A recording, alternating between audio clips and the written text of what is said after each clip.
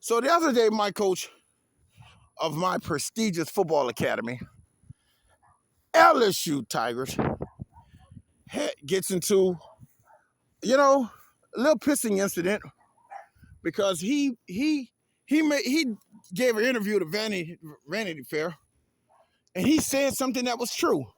And in this day and age of the Trump bullshit, the one thing you cannot do, any of us, is say something true about white people.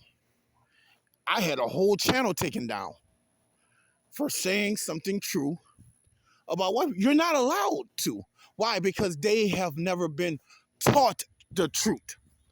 Their grandparents and their mom protected them from black children getting sprayed with hoses and, their grandfathers throwing babies, black children, to alligators, hanging a pregnant black woman, then setting her on fire, then sitting around eating hot dogs and shit. Their families protected them from what was going on in the Congo, protected them from Operation Move. They don't know a fraction of this shit that has happened to us. So when they finally encounter the truth, it's such a culture shock that they come away from that shit, say, oh, well, that must be that woke thing that they were talking about. And that woke thing feels awful. All the woke thing is apples are red and green. That's all woke is. It's just the truth. But Lane Kiffin said some shit that seemed woke to them. And to conservative white people, woke is the biggest boogeyman that ever fucking lived. What did he say? It was difficult to recruit in Mississippi because of its past. And we're like, okay, well, that's the truth. That's the truth. It was difficult. But see, Mississippi don't want you to talk about their past because their past is still their present. They just found a fucking dude hanging in Mississippi. Shit ain't never stopped. It's still the most segregated place on earth. The only place it's integrated is Mississippi State Stadium and Ole Miss Stadium. Why? Football. Football is the only integrating element. But if you get down into the schools, the most racist entities that exist now are school boards. That's the new Klan. But I digress. He said some shit that was true. So my daughter, off the heels of that, sends me a TikTok because her ass is messy just like me. She probably messier because that gene, as that messy gene get to your children, that shit become far worse, far messier than you are. So my daughter sends me a video of this white girl on TikTok saying black parents shouldn't send their students, their sons, to LSU to play football if y'all really want to secure your vote. And white girl said that shit with her whole chest.